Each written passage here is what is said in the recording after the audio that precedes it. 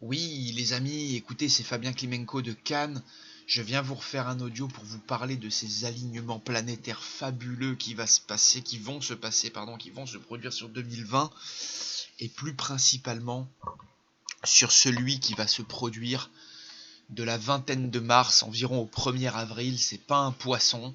Comme vous le voyez, il y a Mars qui va arriver, qui va s'aligner à Jupiter le 20. Ensuite, ça sera Pluton le 23, ça sera Saturne le 31. Derrière cela, alors il faut toujours compter 3, 4, 5, voire 6 jours avant la date d'entrée et la date de fermeture de ces conjonctions. Néanmoins, comme vous le voyez, juste après, Jupiter et Pluton vont s'aligner. Et de mémoire, c'est le moment où Mars va rentrer en Verseau et il va former un carré à Uranus. Et ça, j'en avais parlé dans une autre vidéo où je parlais des soldats du Mali, je vais parler de l'opposition Mars-Uranus qui était située autour du 24 novembre 2019 dernier. Et vous voyez, là, on peut s'attendre vraiment à un événement, des événements de premier plan, même des catastrophes de premier plan, impliquant aussi de l'armée, des conflits armés. Alors c'est vrai qu'autour là du début avril, on pourrait revoir des événements au Mali, vu qu'on revient sur ce conflit Mars-Uranus qu'on a retrouvé le 24 novembre. Tout pourrait se réenclencher, on pourrait avoir pas mal de rixes, de violences urbaines en France suite aux élections. On pourrait avoir pas mal de choses là, de décisions politiques mondiales de premier plan, des grands feux, des grands accidents, des grandes violences avec Mars, évidemment des conflits militaires, quand on voit qu'il y a l'Iran, l'Arabie Saoudite, la Corée du Nord, des pays comme le Venezuela, plein d'autres encore, mais bien sûr les États-Unis, la Russie, la Chine, toujours au milieu du jeu, comme l'Union européenne. Et on peut penser que toutes ces choses vont arriver sous les feux de la rampe, comme on dit. Et c'est vrai, ménagez-vous là du 20 mars au 31. Je pense que c'est la période la plus dynamique de l'année. Je pense que c'est l'une des périodes les plus dynamiques de l'année.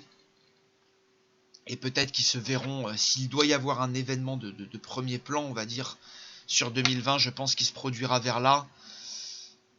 Peut-être qu'il y aura une annonce, on va dire, vers la mi-janvier. Ici, comme je l'ai dit, ça sera une période aussi très importante. On parlera du Brexit. Il y aura Kim Jong-un et Trump, je suis sûr, sous les feux de la rampe déjà, là, sur la mi-janvier, et la Corée du Nord et la dénucléarisation de la Corée du Nord. Mais peut-être qu'on aura aussi des événements très importants autour de l'éclipse et de la grande conjonction entre Jupiter et Saturne. Néanmoins, je pense que la période la plus dynamique, brutale, violente, la période qui va peut-être le plus nous secouer, c'est littéralement celle du 20 mars au 1er avril. Et ce n'est pas un poisson, donc comme beaucoup de planètes vont s'aligner là dans le signe du Capricorne, regardez vraiment quelle est la maison qui occupe ce signe pour vous.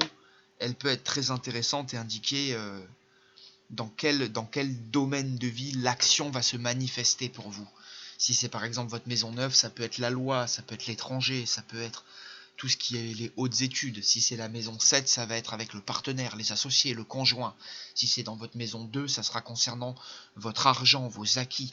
Donc ça sera le très bon moment, après avoir selon le reste du thème, mais de faire un placement, un achat, d'agir pour ce qu'on possède. Voilà. Donc là, bien sûr, c'est du général, mais je vous invite à me contacter pour préparer ces périodes, même ces 3 périodes globalement qui, vous voyez, vont faire suite les unes aux autres et qui pourront être très intéressantes ou plus ou moins intéressantes selon le fait que le Capricorne ou un autre signe cardinal soit valorisé dans votre thème natal. Voilà, merci de votre attention pour l'audio.